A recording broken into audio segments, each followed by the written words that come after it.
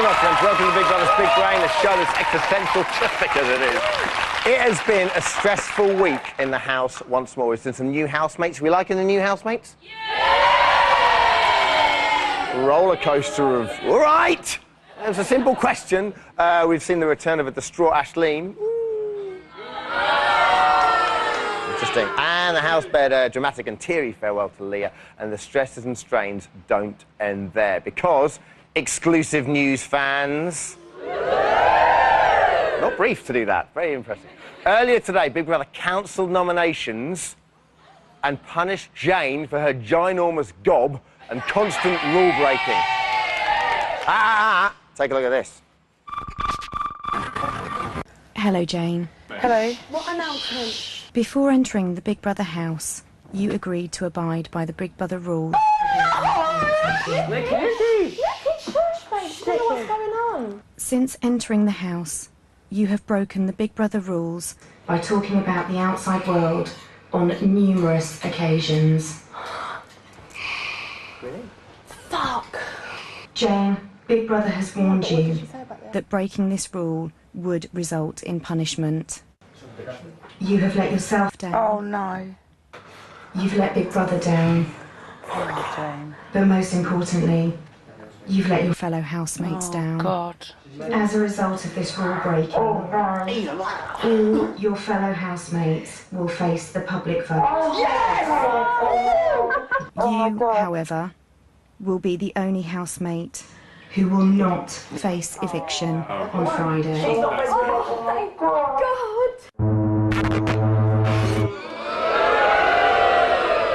Is that a good woo or a bad woo? Bad woo. So all the housemates, apart from Jane, face eviction as if things weren't stressed enough in the house. Take a look at this. Do you know how it feels to be so stressed out? Fuck!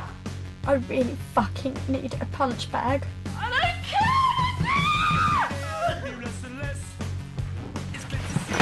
Fucking move off it, though. No, don't fucking anything, can I? I'm getting a bit sick of this, man, for fuck's sake. You stood there and said that's the same thing. I've done that, but just be nice, yeah. Bit of that. I fucking hope to God we're all up and I go tomorrow. She always cries every day. So, here to talk about stress in the Big Brother house are the Thelma and Louise of scientific analysis, psychologist Pam Steele and psychophysiologist Professor Angela Clow.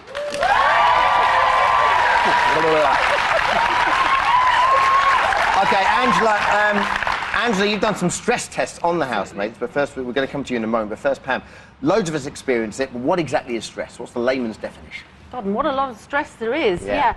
A lot of people get confused about stress, but actually, the layman is it's actually a negative reaction to challenges and threats. So negative in terms of mind and body. But, you know, we do need a certain amount of stress, and stress has been around for years and years, but it's only in the last century that we've started talking about it as stress and actually measuring it. Because when I get stressed, my back just tends to tense up, and my body just goes, all right, that's enough now, go and have a massage. Is that common? Yeah, that's cool. That's cool. I'm not going mad. Keep going with the massages. There's obviously bad stress, but is there such a thing as good stress? Yeah, definitely, definitely. We actually need a certain amount of good stress. I actually don't call it that stress, I call it stimulation or arousal. And that's our fight or flight response to challenges that we have. And so we really do need that good stress, which focuses us, which prepares us for solving the particular problem and excites us and interests us as well. OK, so last week, Big Brother made Ashleen make the hardest decision of her Big Brother life, maybe even her life so far. To evict someone, let's take a look. Ashleen, the time has come for you to make your fourth and final eviction decision. I can't do it. What is your decision? This is wrecking my head. It's wrecking my brain. Oh. Jonathan. Everything I do is I keep thinking about him, like the cleaning. He's so clean, and I just can't get it out of my head.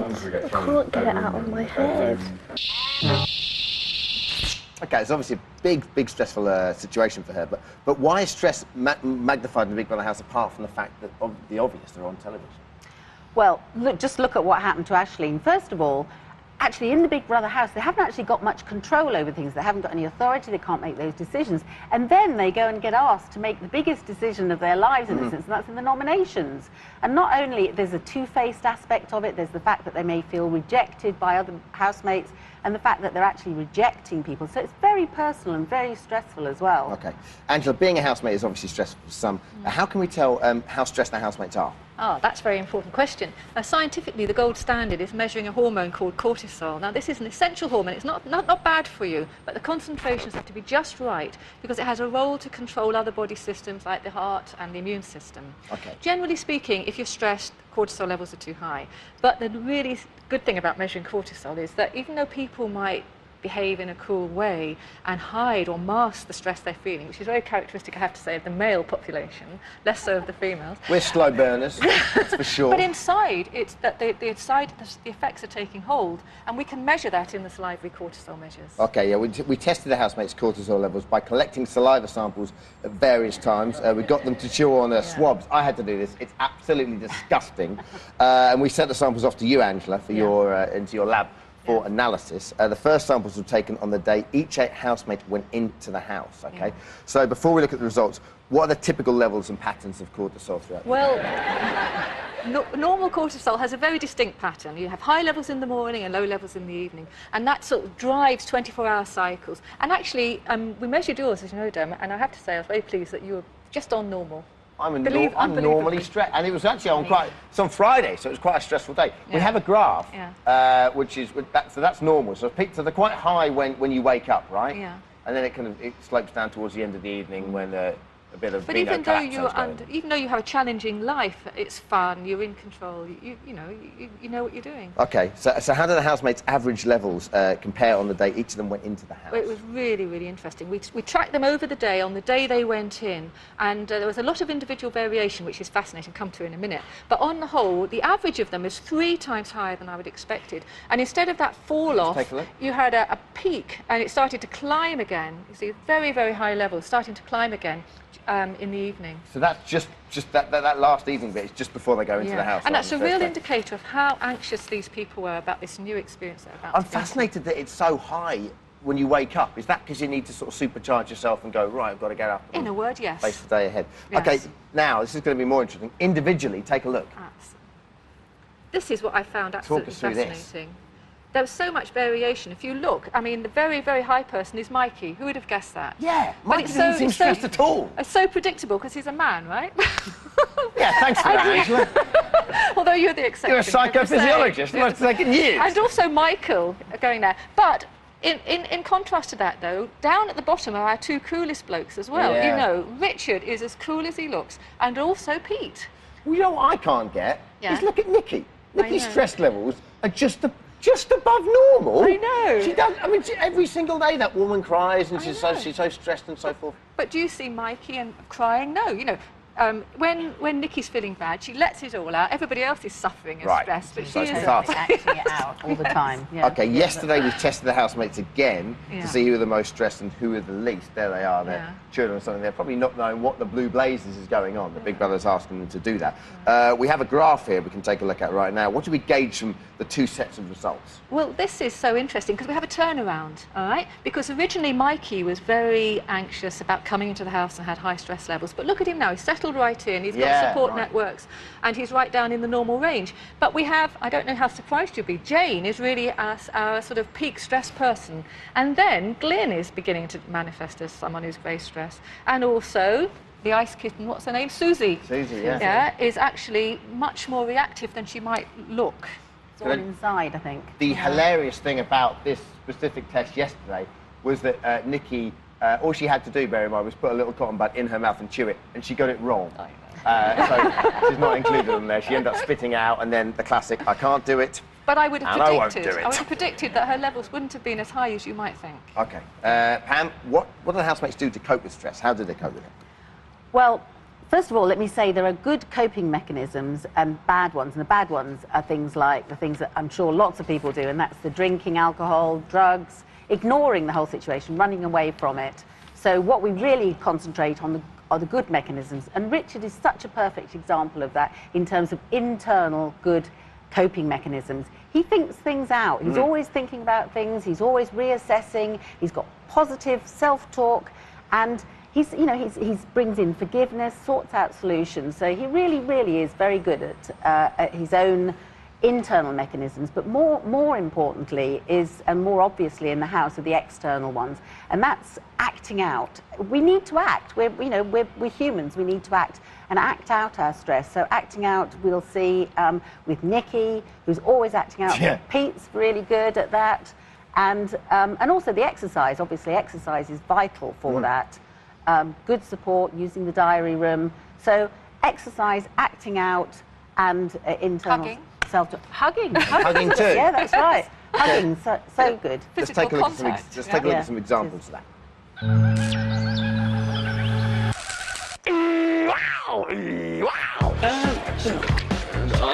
And down. Good luck, Lynn. Push it. 21, 20.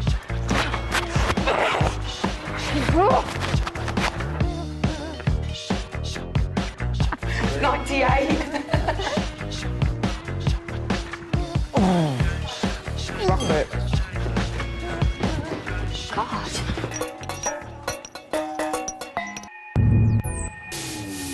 So do you think that the eventual winner of Big Brother will have to have these low stress levels? Absolutely undoubtable. Definitely. And what's been fascinating for me, all the people who are still left in have got relatively, they're still higher than average, but we're not seeing the extreme cortisol levels that we saw in the 3 really best scorers, which were Sam, George, and Caesar. And it's got to be Richard, Nikki, and the Richard, Nikki, and Pete that are the ones that they really, really are the ones that are coping very well with the stress. Okay, brilliant stuff. Thank you very much, Pam and Angela, everyone. Thank you. Oh. It is my favourite time of the week. It's test time, everyone. Fantastic. This week's my favourite. Before each housemate went into the house, we did a test to find out how physically attractive they think they are. Using a scale of strongly agree to strongly disagree, we're given the following statements to rate. Firstly, I believe I've got above average looks, so whether you strongly agree or disagree with that. Next, I know I can turn heads when I walk into a room. And lastly, I sometimes get insecure about my looks. Our boffins scored their answers and were able to rank them. The top 4 were Mikey, no surprise, Glenn, Imogen and Susie. Which order do you think they came? We'll tell you the results after the break. We'll see you in 4.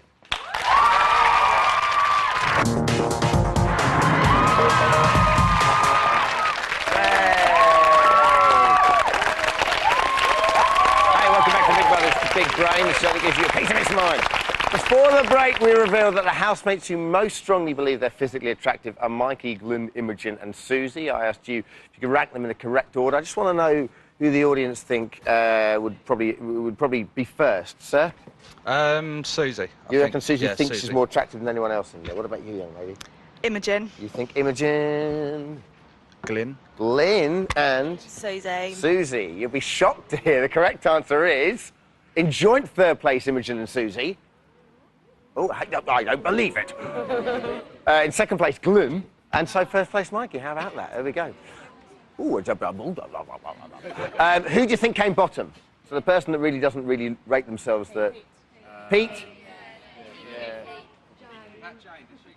It was... Oh, it makes me sick doing that. It was, of course, Jane. Right, according to our experts, the house is full of addicts, and it's not booze and drugs are addicted to. It's far harder and much more dangerous than that. We are talking about things like chocolate, making tea, makeup, and even more drastic, cuddles, the dirty bastards. Remember, kids, just say no.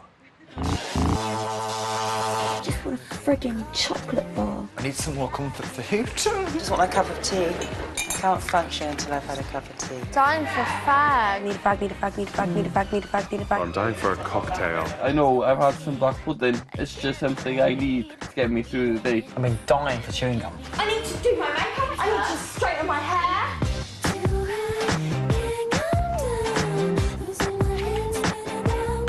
All I want's a cuddle now and then.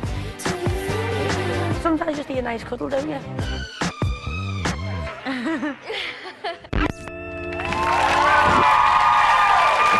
Joining me to talk about addiction and his presence in the Big Brother house is a psychologist we can never say no to, Corinne. Totally sweet, everyone! Corinne, what exactly is addiction? Is it just a habit?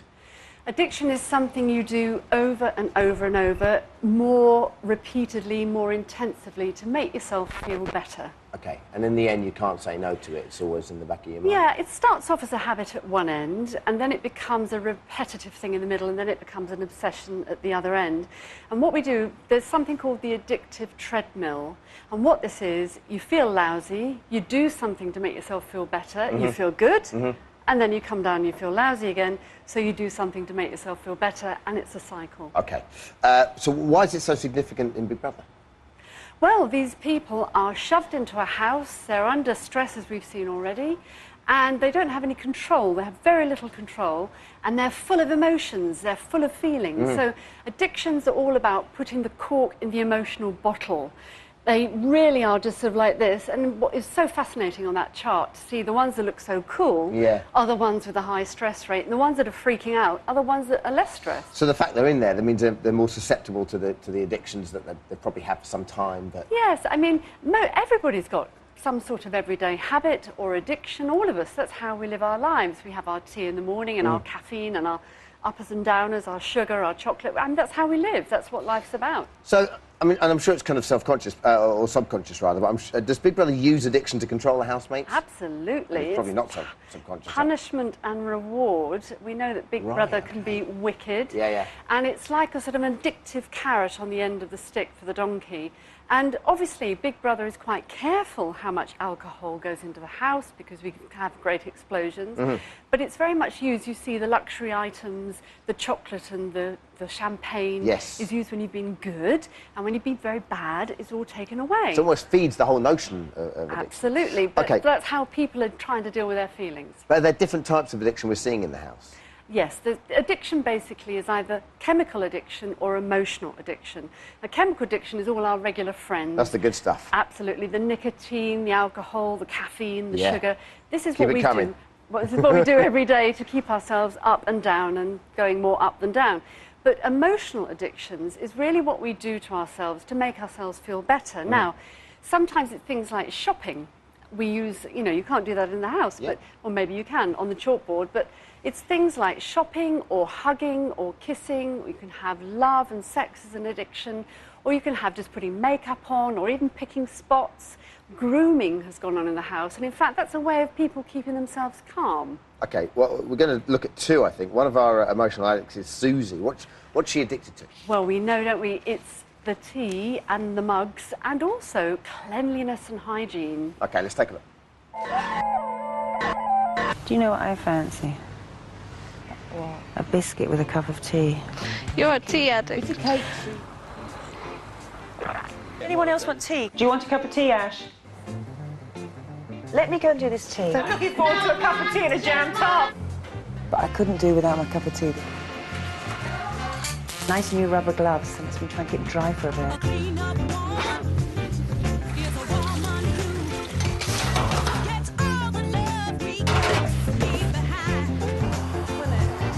At least if I wash it, I know it's clean. Some washing up liquid, toilet cleaner and a scourer. Thank you very much. That makes me very happy. So is that bad, the fact she's addicted? I mean, she's obviously addicted to tea, isn't she? Well, she's managing her emotions there because you see her body language, how she is quite lonely and quite isolated. And when she hugs her mug, she feels all snuggled up. And the cleanliness is saying, my little part of this place is at least clean. And she says, that's my toilet and that's my place. And she did a complete wobbly over the chewing gum. And it's where she nourishes herself emotionally to feel safe. OK. Let's talk about Jane now. You want to talk to... what's Jane's addiction? What isn't Jane's addiction is more the issue. I mean, Jane is attention seeker #1. The belch that you so beautifully did earlier, showing off all the time, being loud, getting her nose in everywhere. OK. She just got to be on the screen the whole time. Sure, let's take a look. Good little boy. Excuse me. Sorry. Frankie. Sorry. Even. Pardon me. Sorry. Sorry. I'm sorry, darling.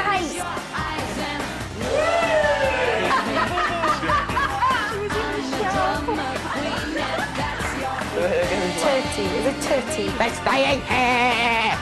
Thank you. Thank you very much. I mean, I guess everyone in the Big Brother house is addicted to fame or the notion of attention, right? Yes. I mean, nobody would put themselves there if they weren't wanting that kind of attention. So what marks her out? I think what marks her out is that she strikes me as making a big effort to put herself there, and she's like a clown who's just trying to show it all the time. And we've already seen that she feels the worst about her own appearance. Sure. And she's going, right, I don't like it, in your face. Yeah. And actually underneath it, she's really probably quite scared. So what's going to happen when they leave the house? Do these addictions, are they parked or No, in fact, they probably accelerate, because when you've been in this extreme experience, there's a lot of come down afterwards. So we've just got run out of time. But what will they be addicted to when they leave? Fame. Uh-oh. That's not good. BBLB back tomorrow. Thanks a lot for watching, everyone. Take care. God bless. Bye-bye. Thank you so much.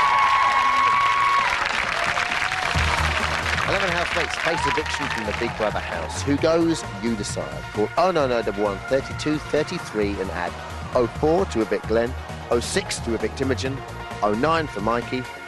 To evict Nikki, add 10. For Pete, add 11. To evict Richard, add 12. For Aisling, add 14. To evict Susie, add 16. For Jenny, add 18. For Michael, add 19. To evict Spiral, add 20. Or text the name of the housemate you want to evict to 84444.